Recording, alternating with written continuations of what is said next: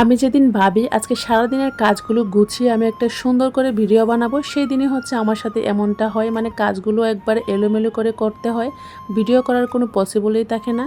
Hello সবাই, আসসালামু আলাইকুম। সবাই কেমন আছেন?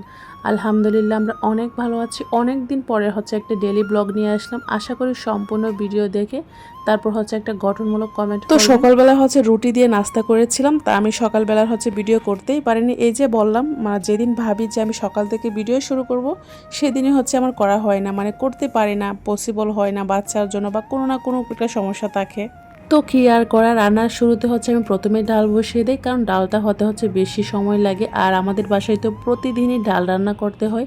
ডাল ছাড়া তো আমাদের বাসায় একদমই জমে না। বিশেষ করে হচ্ছে শ্বশুর আব্বা ডাল ছাড়া একদমই খেতে পারে না, এজন্য হচ্ছে আমাদের বাসায় প্রতিদিনই ডাল রান্না করতে হয়। আমরা হচ্ছে সকালবেলায় নাস্তা করে ফেলছিলাম, আর এখন হচ্ছে আমার ননদ আর ননদের জামাই ঘুম থেকে মাত্র উঠেছে, তাদের জন্য হচ্ছে আম্মা রুটি বানাচ্ছে। রুটি হচ্ছে শেষ হয়ে গেছিলো, তো এই জন্য হচ্ছে উনি নিজে রুটি বানাচ্ছে। আর আমার ছেলে তো এদিকে হচ্ছে দুষ্টামি ভরপুর, সারাক্ষণ ঘর এলোমেলো। আসলে ছেলে বাচ্চারা মনে হয় একটু এমনই করে বেশি। এই কাজটা সবচেয়ে আমার বিরক্ত লাগে। রান্নার মাঝখানে যদি অন্য একটা কাজ করা হয়, মানে রুটি বানানো বা যে কোনো কাজ বলেন, এই কাজটা আমার অনেক বিরক্ত লাগে। যাই হোক, আমি অন্যদিকে হচ্ছে ডালটা বসিয়েছিলাম, এটাও হয়ে গেছে, একটু পরে বাগার দিয়ে দিব। তারপর হচ্ছে করলা ভাজিটা আমি করে নিয়েছিলাম। আর অন্যান্য রান্না হচ্ছে আমার শাশুড়ি আমা করেছিল, যেহেতু আমার একটু সমস্যা ছিল। আমার ছেলেকে নিয়ে, ছেলেটার 2 বছর হয়েছে, সে একটু দুষ্টামি করে ভালোভাবে।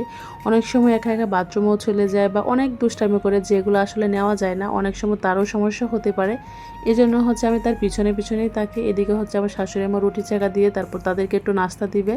আর অন্যান্য রান্নাগুলো হচ্ছে আমার শাশুড়ি আম্মাই করবে।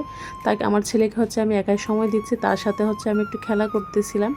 তাকে হচ্ছে এখন আমি একটা কলাও খাওয়াবো, প্রায় 12টা বেজে গেছে। তো তারপর হচ্ছে আমি আর কোনো ভিডিওই করিনি, কারণ আমার অনেক রাগ উঠতেছিল। ভাবতেছিলাম আমি আজকের ভিডিওটা প্রথম থেকে শুরু করব, মানে সকাল থেকে কোনো কিছুই হলো না।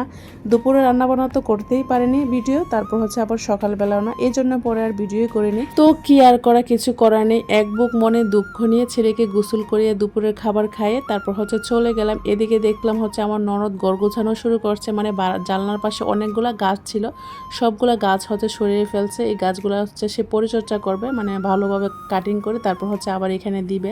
আমার ননদ হচ্ছে শ্বশুরবাড়ি থেকে এসে সে আমাদের বাসায় কাজ করে, মানে অনেক হেল্প করে ঘর গোছানো বলতে গেলেন যে কোনো কাজে। এই যে সে ঘুম থেকে উঠে হচ্ছে ঘর গোছানো শুরু করছে। জানলার গাছগুলো হচ্ছে অনেক এলোমেলো হয়ে গেছিলো, একবারে মরমর অবস্থা, যেহেতু অনেক রোদ উঠে। আর রোদের জন্য গাছগুলো হচ্ছে কেমন হয়ে যায় ঘরের ভিতরে, এগুলো হচ্ছে সে ভালোভাবে পরিচর্যা করে এখন আবার লাগিয়ে দিবে। এই যে অনেক বড় একটা হচ্ছে মানি প্ল্যান্ট ছিল, এটা হচ্ছে প্রায় 4-5 বছরে।